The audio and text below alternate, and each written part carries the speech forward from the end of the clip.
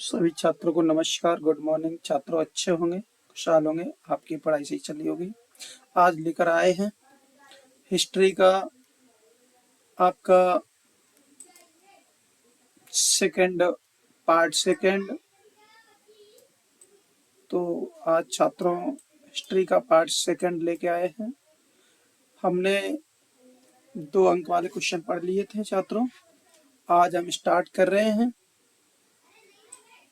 कि हड़प्पा सभ्यता के किन्हीं 2 महत्वपूर्ण नगरों का संक्षिप्त परिचय दीजिए।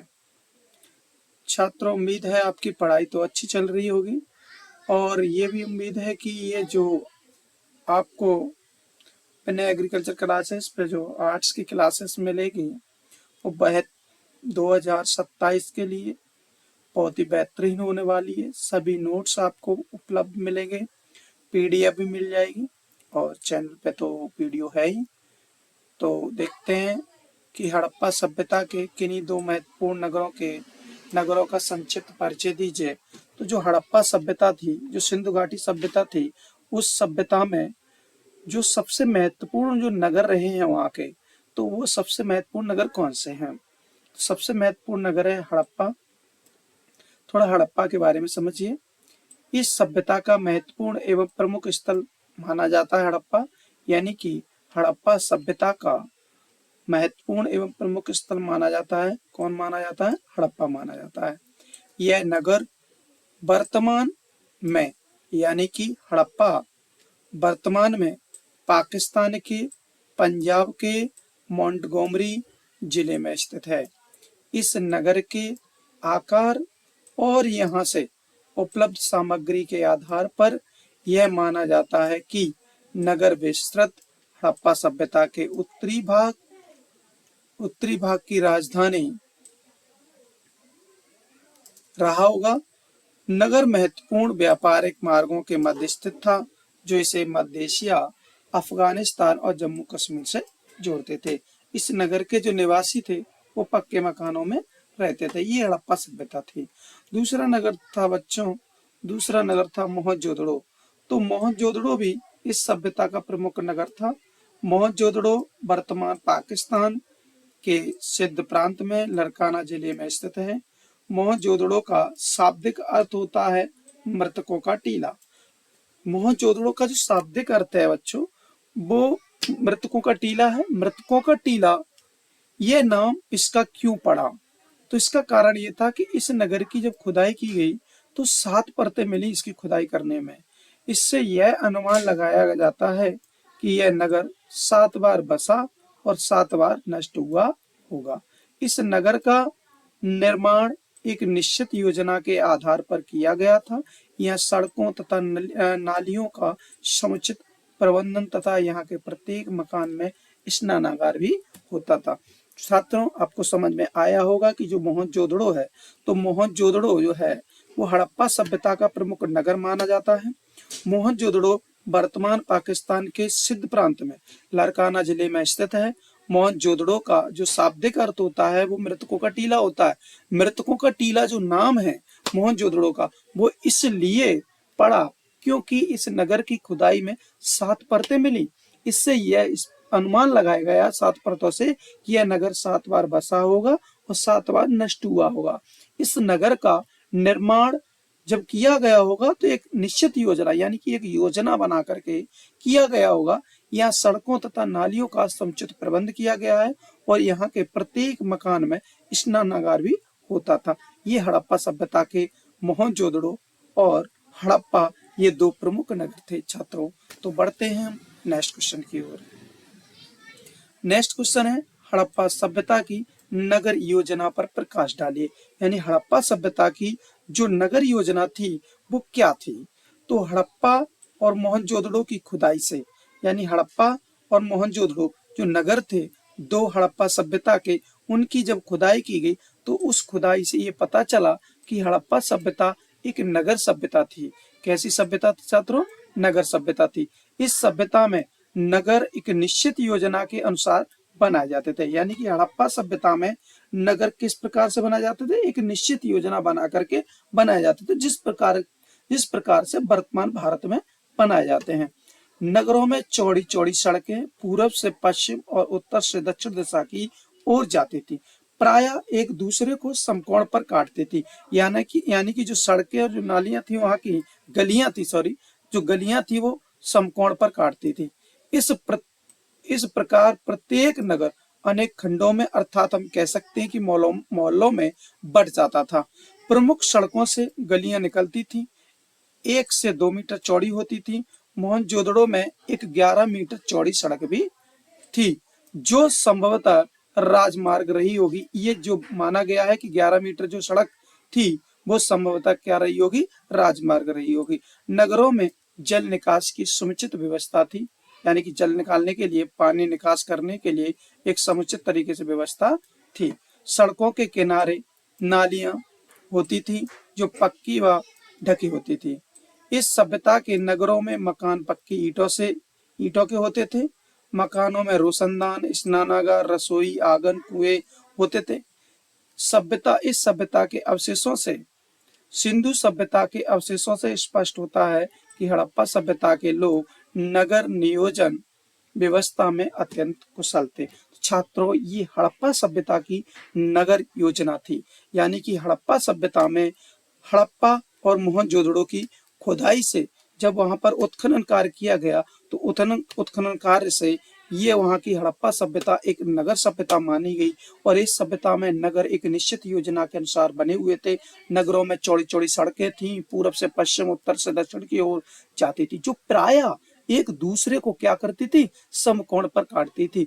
इस प्रकार प्रत्येक नगर अनेक खंडों में, अर्थात मोहल्लों में बढ़ जाता था। प्रमुख सड़कों से गलियां निकलती थी जो 1 से 2 मीटर चौड़ी होती थी। मोहनजोदड़ो में एक 11 मीटर चौड़ी सड़क भी थी जो संभवतः राजमार्ग रही होगी। नगरों में जल निकासी की समुचित व्यवस्था होती थी। सड़कों के किनारे नालियां होती थी जो पक्की व ढकी होती थी। इस सभ्यता के नगरों में मकान पक्की ईंटों के बने होते थे, यानी कि हड़प्पा सभ्यता में जो मकान बने हुए थे वो भी पक्की ईंटों के बने थे। उनके मकानों में रोशनदान, स्नानागार होते थे, रसोई घर होते थे, आंगन भी, कुएं भी थे। सिंधु सभ्यता के अवशेष मिले हैं। उन अवशेषों से ये स्पष्ट होता है कि हड़प्पा सभ्यता के लोग नगर नियोजन व्यवस्था में अत्यंत कुशल थे। छात्रों, उम्मीद है आपको समझ में आ रहा होगा। छात्रों, आपसे उम्मीद है कि ये वीडियो अच्छा लगे तो वीडियो को लाइक करना और चैनल को सब्सक्राइब करना, वीडियो को शेयर भी करना, अपने दोस्तों को भी, अपने रिश्तेदार को, सभी को शेयर करो। ठीक है छात्रों, अगला क्वेश्चन है, हड़प्पाई लोग अपने जीवन निर्वाह के लिए कौन कौन से साधन अपनाते थे? यानी कि हड़प्पा सभ्यता के जो लोग थे वो अपना जीवन निर्वाह करने के लिए, अपना जीवन जीने के लिए किन साधनों का प्रयोग करते थे? तो देखिए छात्रों, कृषि का प्रयोग करते थे। प्राप्त साक्ष्यों से ये ज्ञात होता है कि हड़प्पा सभ्यता के लोग मुख्य व्यवसाय, यानी कि हड़प्पा सभ्यता के लोगों का मुख्य व्यवसाय कृषि था। इस सभ्यता के लोग गेहूं, जौ, कपास, मटर, तिल, विभिन्न प्रकार की सब्जियों व फल उगाते थे। गुजरात व हरियाणा से प्राप्त चावल के अवशेषों से ज्ञात होता है कि चावल की भी खेती की जाती थी। हड़प्पा सभ्यता में प्राप्त कपास उत्पादन के साक्ष्य विश्व में प्राचीनतम साक्ष्य माने जाते हैं। तो छात्रों, ये हड़प्पा सभ्यता में जो लोग थे वो जीवन निर्वाह के लिए कृषि कार्य करते थे। यानी कि जो वहां से साक्ष्य प्राप्त हुए हैं उनसे ये इस वहां से जो साक्ष्य प्राप्त हुए हैं, तो इसे अनुमान लगाया जाता है कि वहां के लोगों का कार्य जो था, कृषि कार्य, व्यवसाय जो था, कृषि था। इस सभ्यता के लोग गेहूं, जौ, कपास, मटर, तिल, ये विभिन्न प्रकार की सब्जियां और फल उगाते थे। गुजरात और हरियाणा से चावल के कुछ अवशेष प्राप्त हुए हैं, तो ये चावल की खेती भी करते थे। और हड़प्पा सभ्यता में कपास के भी कुछ साक्ष्य प्राप्त हुए हैं। पढ़ते हैं, नेक्स्ट आगे देखेंगे। और इनका जो जीवन निर्वाह का साधन था, पशुपालन था। कृषि के साथ में कृषि के अतिरिक्त पशुपालन भी हड़प्पा सभ्यता के लोगों का महत्वपूर्ण व्यवसाय था। हड़प्पा स्थलों से प्राप्त पशुओं की हड्डियों, मोहरों पर अंकित चित्रों से ज्ञात होता है कि ये लोग बैल, गाय, भैंस, बकरी, भेड़, सूअर, कुत्ता आदि पशुओं को पालते थे। अनेक हड़प्पा स्थलों से ऊंटों के अवशेष भी प्राप्त हुए हैं। इस सभ्यता के लोग घोड़े से परिचित थे अथवा नहीं थे, यह प्रमाणित रूप से नहीं कहा जा सकता। ये इसलिए नहीं कहा जा सकता छात्रों, क्योंकि कृषि तो इनका व्यवसाय था ही, लेकिन साथ में ये पशुपालन भी किया करते थे। हड़प्पा स्थलों से प्राप्त पशुओं की हड्डियां, मोहरों पर अंकित चित्रों से ये अनुमान लगाया गया है कि ये लोग भैंस, गाय, बकरी, भेड़, सुअर, कुत्ता आदि पशु को पालते थे। और अनेक हड़प्पा स्थलों से ऊंटों के भी अवशेष मिले, लेकिन घोड़े से परिचित थे अथवा नहीं थे, यह प्रमाणित रूप से नहीं कहा जा सकता। क्यों नहीं कहा जा सकता? घोड़े के ऐसे कोई साक्ष्य नहीं मिले हैं। ठीक है छात्रों, देखिए अगला इनका था शिल्प तथा अन्य उद्योग धंधे भी थे। हड़प्पा सभ्यता के लोग शिल्प कला में अत्यंत दक्ष थे। इस सभ्यता के लोग विभिन्न प्रकार के उद्योग धंधे किया करते थे। हड़प्पा सभ्यता के अंतर्गत वस्त्र निर्माण, आभूषण बनाना, मिट्टी धातु के बर्तन बनाना, मनके बनाना, लकड़ी, कृषि संबंधी उपकरण, बैलगाड़ी तथा नौकाएं बनाना आदि उद्योग धंधे प्रचलित थे। इसके अतिरिक्त हड़प्पा सभ्यता के लोग कताई, बुनाई, रंगसाई, कुमारगिरी, लोहारगिरी, बढ़ईगिरी व्यवसाय भी किया करते। छात्रों चलो बढ़ते हैं। ये जो कार्य थे, ये हड़प्पा सभ्यता के लोगों के जीवन निर्वाह के कार्य थे। तो इस प्रकार से हड़प्पा सभ्यता के लोग जीवन निर्वाह का कार्य करते थे। बढ़ते हैं नेक्स्ट क्वेश्चन की ओर छात्रों। देखिएगा, हड़प्पा सभ्यता के पुरास्थलों से प्राप्त मोहरों के विषय में आप क्या जानते हैं? इन मोहरों का क्या उपयोग होता था, ये संक्षेप में आपको बताना है। तो हड़प्पा सभ्यता के छात्रों, हड़प्पा सभ्यता के अंतर्गत विभिन्न स्थलों से, यानी कि विभिन्न जो स्थल थे वहां का उत्खनन के माध्यम से, यानी खुदाई करने के माध्यम से 2000 से भी अधिक मोहरें प्राप्त हुई हैं। छात्रों कितनी हुई हैं? 2000 से भी मोहरें प्राप्त हुई हैं। ये मोहरें हड़प्पा सभ्यता की महत्वपूर्ण कलाकृतियां मानी जाती हैं। छात्रों, मोहरा तथा मुद्रांकन का प्रयोग लंबी दूरी के संपर्कों को सुविधाजनक बनाने के लिए किया जाता था। अनुमान लगाया जाता है कि जब सामान से भरा थैला या बोरा एक स्थान से दूसरे स्थान तक भेजा जाता था, तब उसका मुंह बांधकर उस पर गीली पट्टी लगा दी जाती थी। तत्पश्चात उसे एक या अधिक मोहरों से दबा दिया जाता था, जिससे मिट्टी पर मोहर की छाप पड़ जाती थी। इस मुद्रांकन की अक्षुण्णता उक्त सामान की सुरक्षा का प्रतीक थी तथा इसके प्रेषक की पहचान का भी पता चलता था। ये मोहरें मिट्टी अथवा सैलखड़ी पत्थर की बनी होती थी। मोहरों का आकार वर्गाकार, गोलाकार होता था। अधिकांश मोहरों पर लेख, पशु की आकृति अंकित होती थी। मोहरों पर मुख्यतः बैल, गेंडा, हाथी और 12 सिंह आदि की आकृतियां अंकित की जाती थी। तो ये हड़प्पा सभ्यता के पुरास्थलों से जो मोहरें प्राप्त हुई है, उनके विषय में ये जानकारी छात्रों आपको दी गई है और उपयोग आपको समझ में आ गया होगा। छात्रों बढ़ते हैं नेक्स्ट क्वेश्चन की ओर। हड़प्पा सभ्यता के विनाश के कारणों का वर्णन कीजिए। तो हड़प्पा सभ्यता का विनाश किस प्रकार, कब हुआ, इस संदर्भ में कोई स्पष्ट प्रमाण उपलब्ध नहीं है। यानी कि हड़प्पा सभ्यता का विनाश कब हुआ, कैसे हुआ, इस संदर्भ में कोई प्रमाण उपलब्ध नहीं है। लेकिन अनेक विद्वानों ने कल्पना और अनुमान के आधार पर इस सभ्यता के विनाश के कई कारण बताएं, जिनका विवरण हम इस प्रकार से दे सकते हैं। जैसे कि बाहरी आक्रमण। अनेक विद्वानों का अनुमान है कि किसी बाहरी जाति के आक्रमणकारियों ने इस सभ्यता का विनाश किया होगा। हड़प्पा सभ्यता के निवासी समृद्ध और शांति प्रिय थे। यानी कि हड़प्पा सभ्यता में जो लोग रहते थे बिल्कुल शांति प्रिय थे और समृद्ध तरीके से रहते थे। उनके नगरों की सुरक्षा की कोई समुचित प्रबंध नहीं था और ना ही उनके पास कोई हथियार थे। इसलिए वे बर्बर जातियों के आक्रमण का शिकार हुए होंगे, ऐसा अनुमान लगाया गया है। मोहनजोदड़ो सड़क, गलियों तथा आंगन आदि में अनेक अस्थि पंजर मिले हैं। इससे यह निष्कर्ष निकाला गया है कि बाहरी लोगों ने उन पर अचानक आक्रमण कर दिया और उनकी हत्या कर दी। किंतु यह मत उचित प्रतीत नहीं होता। क्योंकि उत्खनन में जो अस्थियां प्राप्त हुई हैं वे एक ही नस्ल की हैं। यदि बाहरी आक्रमण हुआ होता तो आक्रमणकारी भी मारे गए होते। उनकी भी अस्थियां मिलनी चाहिए थी। तो छात्रों ये बात सही है।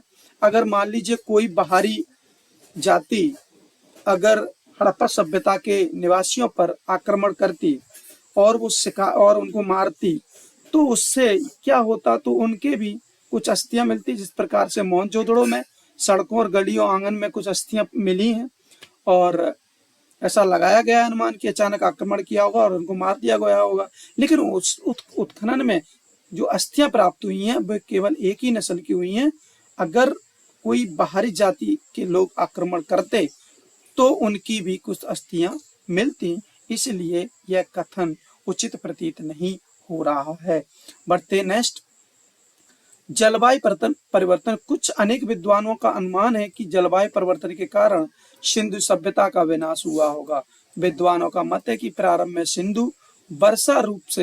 सिंधु में वर्षा प्रचुर रूप से होती थी, किंतु कालांतर में कम होने लगी है और धीरे धीरे रेगिस्तान बन गया है, अतः नगर उजड़ गए हैं। विद्वानों के इस अनुमान में कुछ सार प्रतीत होता है, क्योंकि संसार के अनेक क्षेत्रों में जलवायु में तीव्र परिवर्तन हुए, जिससे जो क्षेत्र हरे भरे थे वे आगे चलकर उजड़ गए। और यदि सिंधु सभ्यता में भी ऐसा ही हुआ होगा तो कोई आश्चर्य की बात नहीं है। तो छात्रों, ऐसा कुछ विद्वानों का अनुमान है कि जलवायु परिवर्तन के कारण सिंधु सभ्यता का विनाश हुआ होगा। कुछ विद्वानों का मत है कि प्रारंभ में सिंधु सभ्यता में वर्षा प्रचुर रूप से होती थी, किंतु कालांतर में आने वाले समय में आगे वर्षा कम होने लगी और धीरे धीरे वो हड़प्पा सभ्यता रेगिस्तान बन गई और वहां के नगर उजड़ गए।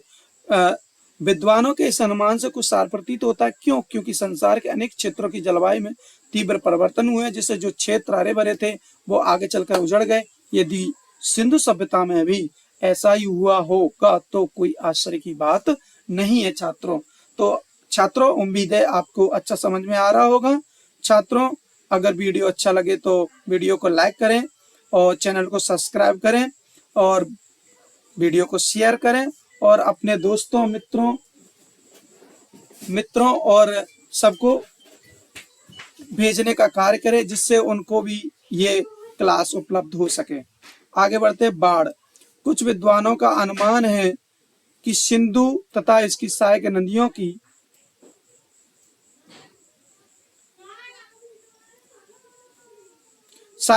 वाली मोहनजोदड़ो तथा हड़प्पा नगरों का विनाश किया था।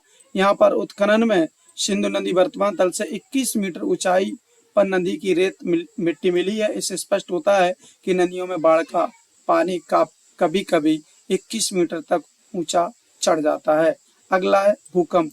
कुछ इतिहासकारों का मत है कि किसी शक्तिशाली भूकंप के द्वारा इस सभ्यता का विनाश हुआ होगा। बढ़ते हैं नेक्स्ट क्वेश्चन की ओर। छात्रों, हड़प्पा सभ्यता के अंतर्गत कला के विकास का विवरण प्रस्तुत कीजिए। तो उत्खनन से प्राप्त सामग्री हड़प्पा कालीन कला, लाट कला के विकास पर पर्याप्त प्रकाश पड़ता है, जिसका वर्णन निम्नलिखित है। स्थापत्य कला, भवन निर्माण कला। हड़प्पा एवं मोहनजोदड़ो से उत्खनन में प्राप्त अवशेषों से यह स्पष्ट होता है कि इस सभ्यता के लोग उच्च कोटि के इंजीनियर थे, अर्थात भवन निर्माण कला में दक्ष थे।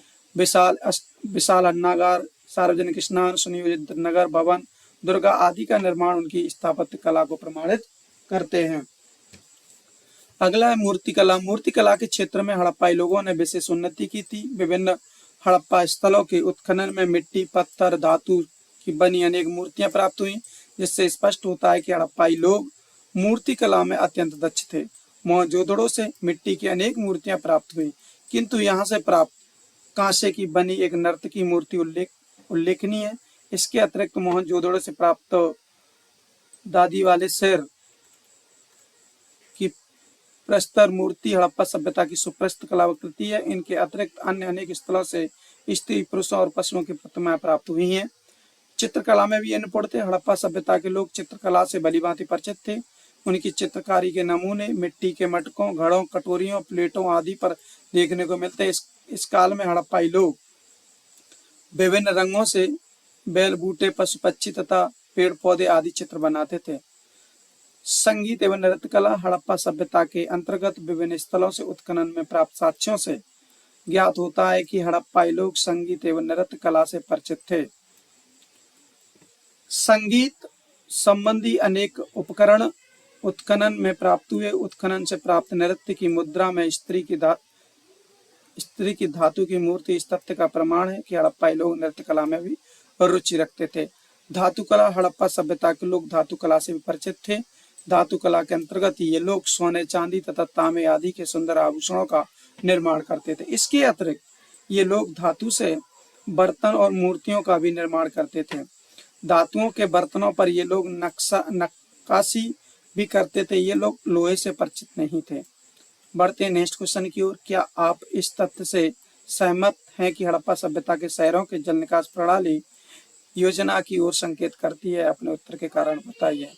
तो देखिएगा, हड़प्पा सभ्यता में अनेक नगरों की स्थापना वैज्ञानिक सुव्यवस्थित ढंग से की जाती थी। इस कथन से पूर्णतः सहमत हूँ कि हड़प्पा सभ्यता के नगरों की जल निकास प्रणाली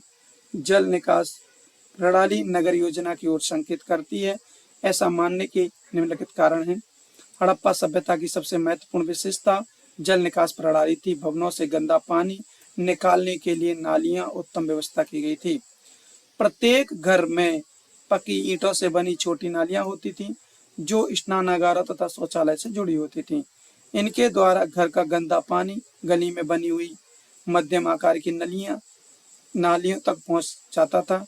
गली के मध्य आकार वाली नालियां बड़ी सड़कों के साथ साथ बने हुए नाली में मिलती थीं। छात्रों, नालियां पक्की ईंटों से बनी थीं, ढकी होती थी। उनमें थोड़ी थोड़ी दूरी पर हटाने वाले पत्थर लगे होते थे ताकि आवश्यकता अनुसार उन्हें हटाकर नालियों की सफाई की जा सके। उत्खनन से प्राप्त साक्ष्यों को देखकर ऐसा प्रतीत होता है कि पहले नालियों के साथ साथ गलियों का निर्माण किया गया था, फिर उसके अगल बगल में भवनों का निर्माण किया गया था, क्योंकि घरों की नालियों को गलियों की नालियों से जोड़ने के लिए प्रत्येक घर की कम से कम एक दीवार गली के साथ होना आवश्यक थी। जल निकास प्रणाली केवल बड़े नगरों तक ही सीमित नहीं थी, बल्कि अनेक छोटी बस्तियों में भी इनके अस्तित्व के प्रमाण मिले हैं। उदाहरण हम कह सकते हैं, लोथल में घरों का निर्माण कच्ची ईंटों से किया गया था, किंतु नालियों का निर्माण पक्की ईंटों से किया गया था। बढ़ते हैं नेक्स्ट क्वेश्चन की ओर। हड़प्पा सभ्यता की नगर योजना व्यवस्था के 3 बिंदुओं पर प्रकाश डालिए। तो वहाँ की जो व्यवस्था थी, सड़कें, हड़प्पा वासियों ने नगरों का निर्माण एक निश्चित योजना के अनुसार किया। नगरों में जो सड़कें थी वे उत्तर से दक्षिण और पूर्व से पश्चिम की ओर जाती थी। सड़कों की चौड़ाई 9 से 34 फुट होती थी। संपूर्ण नगर वर्गाकार तथा आयताकार खंडों में विभाजित था। सफाई का प्रबंध, नगर में सफाई का अच्छा प्रबंध, शहर के गंदे पानी को बाहर ले जाने के लिए नालियों का प्रबंध, सड़कों के किनारे कूड़ेदान रखे जाते थे। भवन निर्माण, हड़प्पाई वासी भवनों के निर्माण के लिए पक्की ईंटों का प्रयोग करते थे। मकान हवादार थे। मकानों के अंदर आंगन, कुआं, जीना, रसोई घर, स्नानागार होते थे। सार्वजनिक स्नानगार हुए होते थे। हड़प्पा सभ्यता की सबसे आश्चर्यजनक चीज सार्वजनिक स्नानागार था। यह स्नानागार मोहनजोदड़ो की खुदाई में निकला था। अन्नागार और भोजनालय, हड़प्पा सभ्यता की आश्चर्यजनक इमारत अन्नागार है। इसकी लंबाई 5 मीटर, चौड़ाई 4 से 15 मीटर। इसके प्रत्येक भाग में 6 हॉल। इस भवन का प्रवेश द्वार रावी नदी के तट की ओर है। यहाँ पर सार्वजनिक भोजनालय के भी अवशेष मिले हैं। कुओं का प्रबंध, हड़प्पा सभ्यता, इन नगरों में कुओं का बहुत अच्छा प्रबंध था। सार्वजनिक स्थानों पर बड़े बड़े कुएं थे। तो छात्रों, उम्मीद है आपको अच्छा समझ में आया होगा। देखते हैं अब ये यूनिट सेकंड है वो हम कल पढ़ेंगे। छात्रों, उम्मीद है आपको वीडियो अच्छा लगा होगा और ये 100% आपके एग्जाम में 2027 के में आने वाला बहुत ही इंपॉर्टेंट क्वेश्चन है। आगे जितने भी हर साल आपके एग्जाम होंगे उनमें सब में आएगा। तो आपको बिना एग्रीकल्चर क्लासेस पर आर्ट्स की सभी क्लासेस उपलब्ध कराई जाएंगी। Geography, political science, economics, history और आपको यहाँ पर हिंदी की भी क्लास दी जाएगी और एग्रीकल्चर की तो दी जाएंगी, साथ में MPPAT की भी क्लास दी जाएगी। तो छात्रों, आपको वीडियो अच्छा लगा हो तो वीडियो को लाइक करें, कमेंट करें, वीडियो को शेयर करें और चैनल को सब्सक्राइब करें। मिलते हैं अगले वीडियो के साथ। धन्यवाद।